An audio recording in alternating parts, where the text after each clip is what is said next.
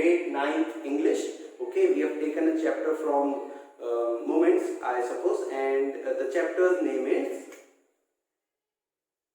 one mistake I did in my last video, which I want to correct it now. I don't know what kind of a mood I was in, so I did the wrong pronunciation of a word. I saw that in my video, but that was uploaded, so sorry for that. And you also have to pronounce the right one. Okay, weathering the storm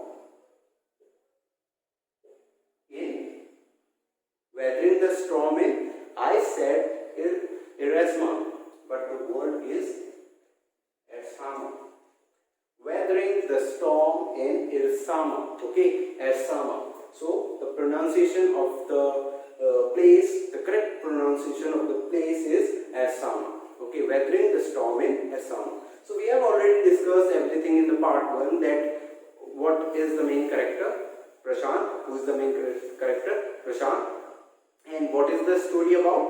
He is weathering the storm. He is tackling the storm. He is fighting against the storm, and he is getting tanned in the storm, getting all wet in the storm. So effects of weather is on him, and he is struggling against the storm to come out and conquer the storm. So we have seen by far that Prashant was stuck in a place called Ersama, and he was with his friend and his family, and he was on the rooftop of the house because of the flood. And then he struggled his way back to his village to meet again his parents, his family. His mother already was dead 7 years prior to the flood and all the storm. So he is in a very depressing situation, that his mother is also not there, and he was very worried about his family, that whether they will be alive or not, because a lot of people were dying due to the storm, due to the flood. Okay, so he was thinking that whether I will be able to make it, first of all, back to my family, and secondly, whether his family will be alive. Okay, so he struggled his way back to his village, and meanwhile he got few companions, like his uncle's friends. Two were there, and he decided to with them he decided to go back to his village and again meet his family. So this was the part 1, and now in the part 2 we will see that whether Prashant will be successful, whether Prashant got any success in meeting his parents, and what happened, not parents, his family, and what happened afterwards, whether his life changed because of the storm. He struggled against the storm, so whether he will be able to make something out of this bad situation or not, whether he will be successful in his life, whatever he will do in his life, you will also see in this video. So stay connected, watch the video till last. Okay, so we are going to read the chapter Weathering the Storm in Ersama. Okay, so we will now continue reading our chapter. We have already covered half of the chapter, and in the last part where we have left, we have seen that Prashant was making his way back to his village to meet his family. Okay, his father is there and other family members are there. His mother is no more. So we were reading about how Prashant was having a tough journey back home, and meanwhile he met two of his acquaintance, okay, the friends of his uncle. So he decided to walk back to his village with those people. So let's start reading. As they waded through the waters, the scenes they witnessed grew more and more macabre. Macabre means very disastrous, dreadful, macabre. As they waded through the waters, the scenes they witnessed grew more and more macabre. They had to push away many human bodies, men, women, children, and carcasses of dogs. So they were going back to their village, and they were wading. Waded means they were trying to trying to make their way back to the village through the water.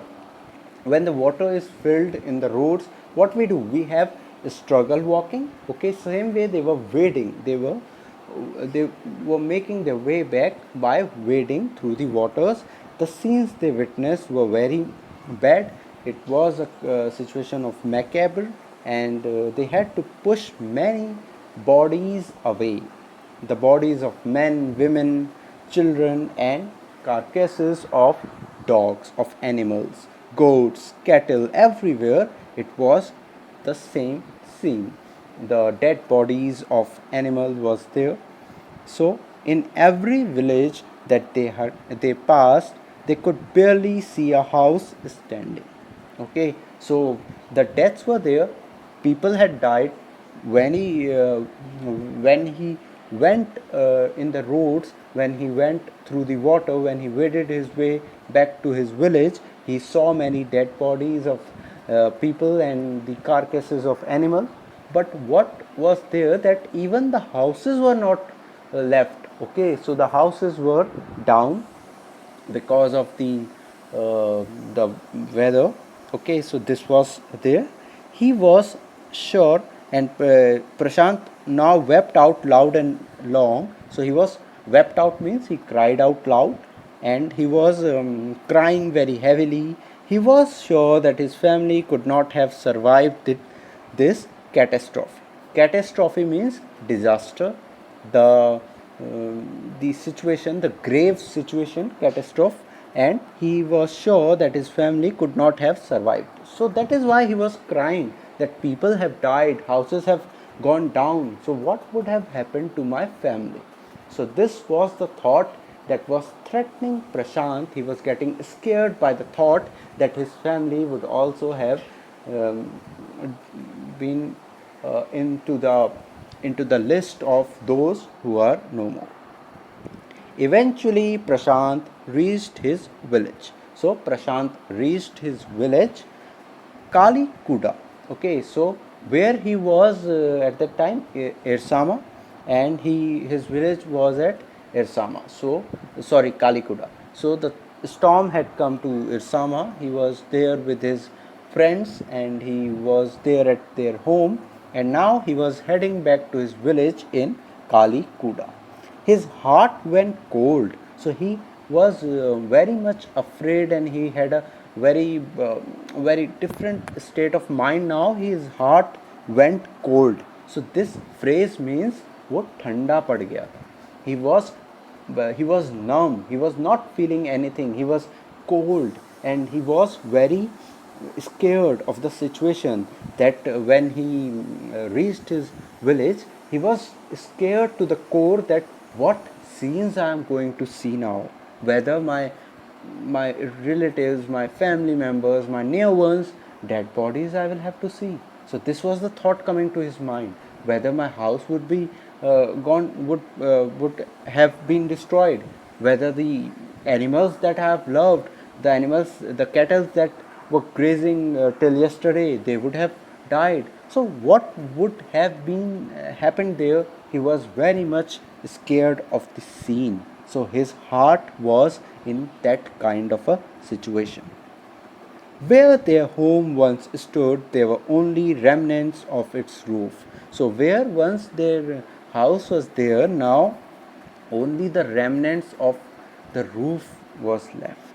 So this was the scene that he saw first, that his house was not there. Where his house was there, only the remnants means some parts of the roof were left. Okay, so only some part of the roof he could see, and nothing else than that. Some of their belongings were caught, mangled, and twisted in the branches of trees just visible above the dark waters. So some of their belongings were caught and twisted in the branches of trees, like you would have seen when a storm comes, your things, whatever outside your house, they the storm gets better to them, get better of them, and it flies away into many directions. And it was happening with Prashant, that the belongings of his family, his own belongings, they were there in the trees.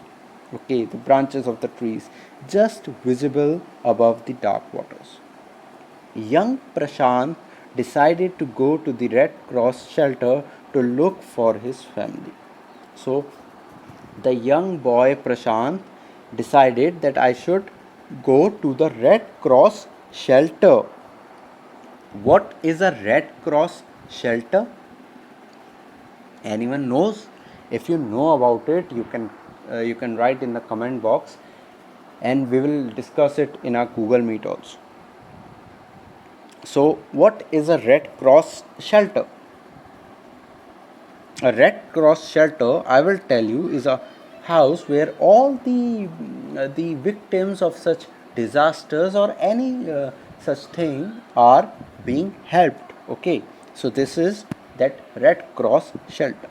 Among the first people he saw in the crowd was his maternal grandmother. Maternal grandmother means nani. Okay, grandmother from his mother's side, his mother's mother, that nani. Okay, so he wanted to check in the Red Cross shelter that whether his family members are there, they are getting help, or are they there. So first person that he saw in the crowd was his nani, his maternal grandmother. Weak with hunger, she rushed to him, her hands outstretched. So she was very weak with hunger. She was trembling because of hunger. She was looking very weak and fragile. So she rushed to Prashant and her hands outstretched. So, as if she was about to hug Prashant, her hands were outstretched, her arms were wide open, her eyes brimming. Brimming means with glow, that oh, my Prashant is here. It happens when you are in a very dreadful situation. If you see someone of your own, if you feel that he is there for me, he cares about me, you act like that. It was a miracle. They had long given up him for dead. So the family also, on the other hand, on one side there is Prashant, who is thinking that his family would have died, what would have happened with his family, and his family is also thinking the same, that what would have happened with our Prashant, whether or not he is alive, whether or not he is safe, whether or not he is injured. Okay, so this thought is coming to their mind also. So it was a miracle. They had long given him up for dead, that he has died. They were making this thing, this point in their head. Quickly word spread, and his extended family gathered around him and hugged him tight in relief. So quickly the word spread. Everyone in the village got to know that the Prashant, a boy from our village who had been out in that storm, is back. And to his family members, to his extended family members, means the distant relatives, the thing reached, and everyone came and everyone gathered around him and they hugged him, and they showed an expression of relief. Prashant anxiously scanned the motley, battered group. His brother and sister, his uncle and aunt, they all seemed to be there. So he scanned through the group, the crowd that was gathered there, that whether my uncle, whether my brother or sister or any uncle is there, his aunt is there or not. They all seem to be there. His brother and sister, his aunts and uncles, they all seemed to be in that crowd.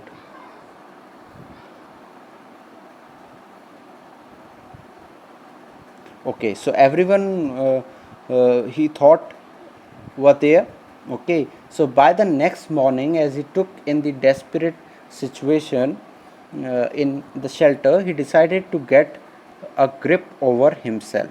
Okay, so when he made himself comfortable in the shelter, the Red Cross shelter, he decided to get a grip over himself. He sensed a deathly grief setting upon the 2,500 strong crowd in the shelter. So Prashant was a very active fellow. He was a very, he had a very leadership, he had so many qualities in him, and in one of them was the leadership quality. So he decided to take a grip and of the situation, and he decided that he should do something to the deathly grief crowd of around 2500 people.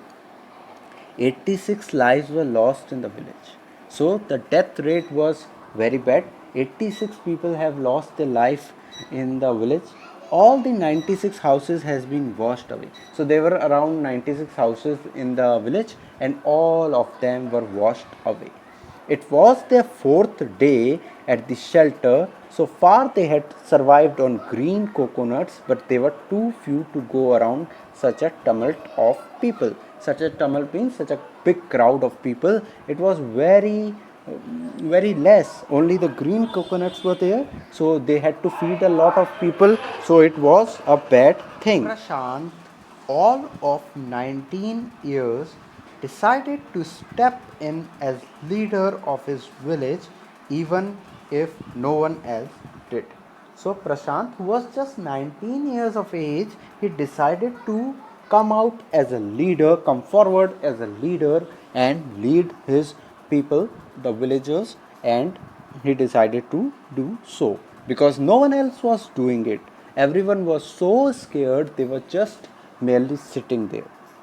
He organized a group of youths and elders to jointly pressurize the merchant once again to part with his rice. So he organized a group of youths.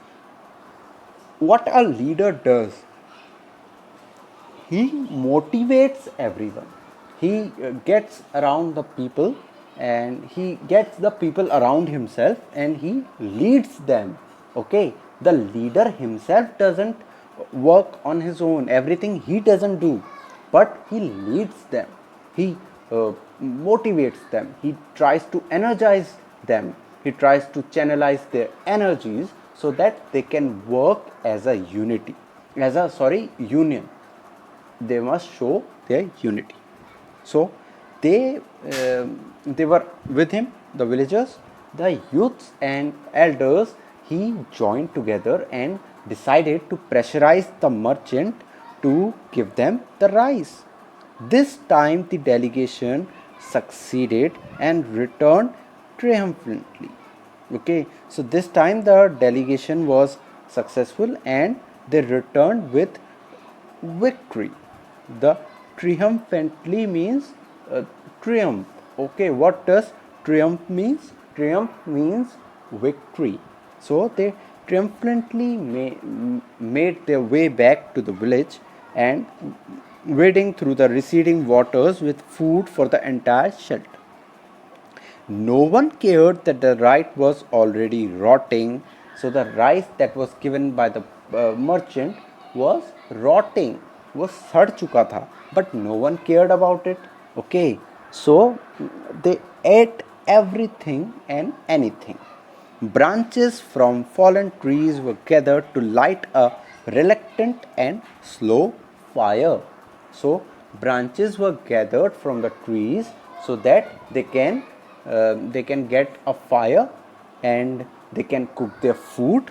They can ignite a fire to cook the food for the entire Red Cross shelter. No one cared that the rice was already rotting, the branches were gathered around, and it was the way of working on which they cooked the rice. For the first time in 4 days, the survivors at the cyclone shelter were able to fill their bellies. Okay, what does able to fill their bellies means? They were able to eat something properly. They were now they satiated their hunger. Okay, they were now no longer hungry. His next task was to organize a team of youth volunteers. Youth volunteers were organized to clean the shelter of filth, urine, vomit, and floating carcasses. So this was the situation there. The all the bad stuff was there, and it can create a bad situation. The hygiene issues can be very bad there. So to tend the wounds, he gathered the youth and the fractures of the many who have been injured. So he led the people and they worked as a team and they worked for the good of everyone in the shelter. On the fifth day, a military helicopter flew over the shelter and dropped some food parcels. So, on the fifth day, the military helicopter came and it dropped a few food parcels. It then did not return. So, only on the fifth day, the helicopter of military came and it didn't return back. The youth task force, the force that was gathered by Prashant, that was created by Prashant, gathered. So they gathered what? Empty vessels. Okay, the youth task force that was organized by Prashant, they gathered the empty utensils, बर्तन उन्होंने इकट्ठा करे, खाली बर्तन, from the shelter. Then they deputed the children to lie in the sand left by the waters around the shelter with these utensils on their stomach. Okay, so what they did, they gathered some children and they lied down in the sand, and that was left by the waters, of course, and the utensils were kept on their stomachs. So they lie down on their bed, on their back, sorry, and the utensils were put up on their stomachs to communicate to passing helicopters that they were hungry. Okay, so to show the helicopters that were passing that we are hungry, they had the empty vessels, the empty utensils on their stomach, and so that the helicopter can see that the kids are lying with the utensils. It is a very emotional kind of a act created by Prashant. So see how intelligent he is, how a good leader he is, and the helicopters would see that there are children who are very hungry and they can drop the food. Prashant found that a large number of children had been orphaned. So Prashant found out that many of the kids were now orphaned. They were without their parents now. Their parents have died because of the situation. He brought them together and put up a polythene sheet shelter for them. So the orphans were joined together and a polythene shelter was created for them. Women were mobilized to look after them. So the women that were there, in the shelter, they were mobilized, means they were gathered and they were said to go to the kids to help them, to look after them, while the men secured food and materials for the shelter. So the women were looking after the kids who were orphaned and other kids also, and the men, they were gathering the food for shelters.